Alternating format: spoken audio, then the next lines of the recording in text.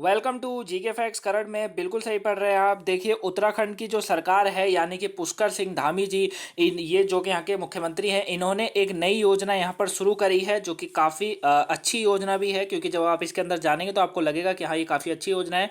तो योजना का नाम है हिम परिहारी योजना। आखिर में ये हिम परिहारी योजना है क्या, और इसको उत्तराखंड की सरकार ने ही क्यों शुरू किया है, इसके पीछे का कारण क्या है, ठीक है, पूरा मैं आपको वीडियो के अंदर बताऊंगा। साथ में इस वीडियो की जो पीडीएफ फाइल का लिंक है नीचे डिस्क्रिप्शन बॉक्स में, वहां से आप डाउनलोड कर सकते हैं। आपको इस टॉपिक से 1 या 2 नंबर का क्वेश्चन करंट से एग्जाम में देखने को मिल सकता है। जो यूपीएससी या पीसीएस की तैयारी कर रहे हैं उनके लिए भी टॉपिक इंपॉर्टेंट है, पर वीडियो को एंड तक जरूर देखिएगा, ठीक है।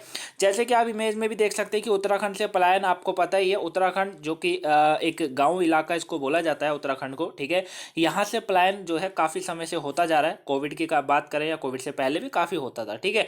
कारण यही है कि पहाड़ी इलाका है, चीजें उतनी उपलब्ध नहीं है, ठीक है। लेकिन जो सरकार का उद्देश्य है इस योजना को लाने का, यही उद्देश्य है ताकि पलायन को जो है रोका जा सके, ठीक है। चलिए डिटेल से जानते हैं।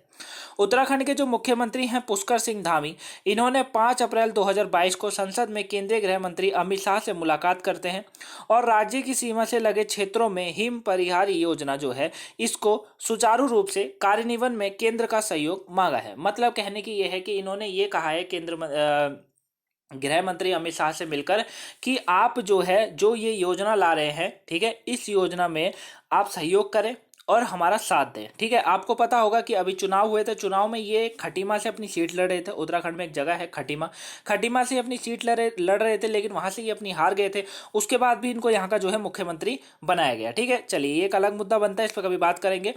तो इन्होंने कहा भी था, जब इन्होंने ये क्या कहते हैं चुनाव लड़ रहे थे, उस समय इन्होंने कहा था, 2 घोषणा करी थी इन्होंने। एक इन्होंने यूनिफॉर्म सिविल कोड की करी थी, उसको भी, उसके ऊपर भी ये विचार विमर्श कर रहे हैं।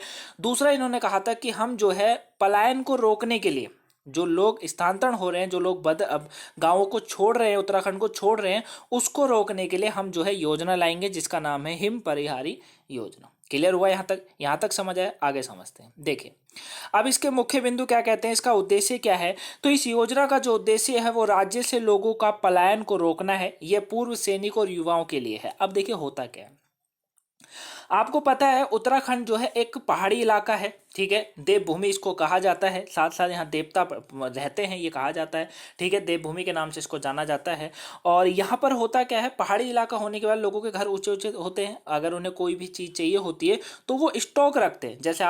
जैसे हम लोग जो है शहरों में रहते हैं, अगर हमें कुछ भी चाहिए, मान लीजिए एक मैगी का पैकेट भी चाहिए, तो हम क्या करते हैं, अपने जेब में पैसे डाले और घर से बाहर निकले और सामने वाली दुकान से चीज़ खरीद के लिए। लेकिन उत्तराखंड गांवों में और पहाड़ी इलाकों में ऐसा नहीं होता है, वहाँ पे चीज़ों को ला के रखना पड़ता है। ऐसी ही काफ़ी चीज़ों का जो है सामना करना पड़ता है।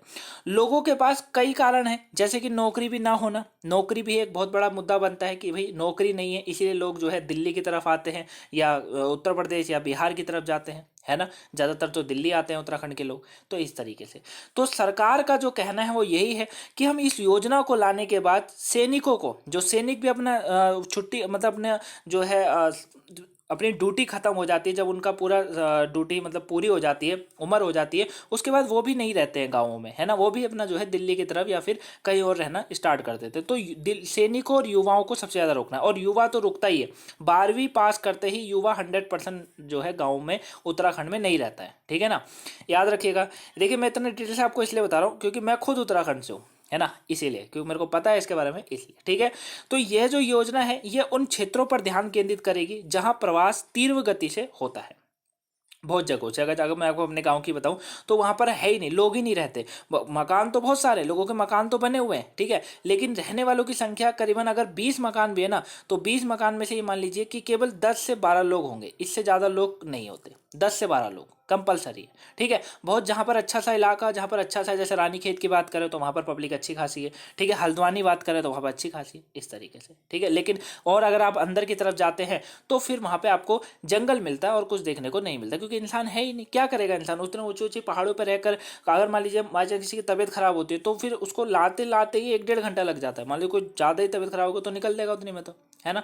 तो लोगों का जो प्रवास करने का, जो वहाँ से स्थानांतरण करने का जो एक उद्देश्य होता है ना, एक जो उनका मोटिव होता है वो ये भी होता है कि भाई सुविधा नहीं है ना। दूसरा, नौकरियां नहीं होती, नौकरी कम है ना। पढ़ाई एजुकेशन की बात करें तो वो नहीं है बच्चों के लिए, इसलिए जो युवा होता है वो दिल्ली की तरफ को रुख करता है अपना। ये सारे कारण हैं, ठीक है। तो सरकार इसको रोकना चाहती है जहाँ पे प्रवास तीव्र गति से होता है वहाँ पर, ताकि यह सुनिश्चित किया जा सके कि लोग बाहर ना निकलें, ठीक है, मतलब अपने देवभूमि को छोड़कर ना जाएं।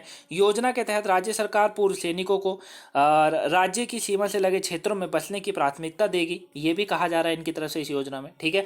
बाकी आप यहाँ पे भी देख सकते हैं कि ये योजना क्या है। तो ये योजना का उद्देश्य पहाड़ी राज्यों से पलायन को रोकना है। इस योजना की घोषणा भाजपा जो उत्तराखंड में भाजपा है उन्होंने 2022 में 22 के चुनाव में घोषणा पत्र में की थी कि भैया हम ये ऐसी योजना लाएंगे ताकि प्रवासियों को रोका जा सके, लोग जो है अपना गाँव को छोड़कर ना जाए, देवभूमि को छोड़कर ना जाए। क्लियर है। बाकी इसकी मुख्य विशेषताओं को यहाँ पर समझ लीजिए। सैनिक और युवाओं के लिए है, ये मैंने आपको स्टार्टिंग में समझा दिया था। इसका उद्देश्य राज्य से लोगों को पलायन को रोकना है, ठीक है। यह योजना उन क्षेत्रों पर ध्यान केंद्रित करेगी जहां प्रवासी तेजी से होता है, ताकि लोग जो है वहीं पर रहकर अपना जीवन बसेरा करें।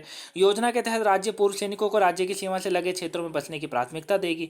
वहीं राज्य सरकार दीर्घकालीन राष्ट्रीय हितों के ध्यान में रखते हुए अंतर्राष्ट्रीय सीमाओं को साझा करने वाले जिलों में बसने के लिए पूर्व सैनिक और राज्य के युवाओं को सभी आवश्यक सहायता प्रदान करेगी। मतलब सरकार जो है अपनी तरफ से पूरा प्रयास कर रही है इस योजना के तहत कि भैया जो युवा है, जो जिस भी कारण वो बाहर जाते हैं, देखिए कारण तो एक ही है। अगर युवा 12वीं पास कर रहा है, 12वीं पास करने के बाद ऐसा कोई कॉलेजेस, इतने अच्छे कॉलेजेस की बात करें या इतने अच्छे इंस्टीट्यूट की बात करें तो वो अवेलेबल नहीं है। जो सत्य है मैं आपको वो बता रहा हूँ, ठीक है ना। उसके लिए कहाँ आएगा युवा? दिल्ली आएगा भाई, दिल्ली में मिल सकते हैं, बैंगलोर की तरफ जाएगा फिर, है ना, तो आना पड़ता है। तो ये सब चीज़ें हैं। यहाँ पर बोला जा रहा है कि जो भी आवश्यकता की चीज़ होगी वो सरकार पूरी करेगी, इस तरीके से यहाँ पर बोला जा रहा है, ठीक है। ये इसकी विशेषता है। चलिए अब हम थोड़ा सा बात करते हैं कि इसे उत्तराखंड सरकार द्वारा क्यों लॉन्च किया गया है, इसको समझ लेते हैं। देखिए उत्तराखंड सरकार का जो उद्देश्य है वो उधम सिंह नगर के चमोली, उत्तरकाशी, पिथौरागढ़, चंपावत, खटीमा, जहाँ से लड़े थे कौन, धामी साहब, हारे थे वहां से, जैसे अंतर्राष्ट्रीय सीमावर्ती जिलों के गांवों से पलायन को रोकने के लिए हिम प्रहारी योजना शुरू करना है, ठीक है। मेन उद्देश्य जो है ना सरकार का,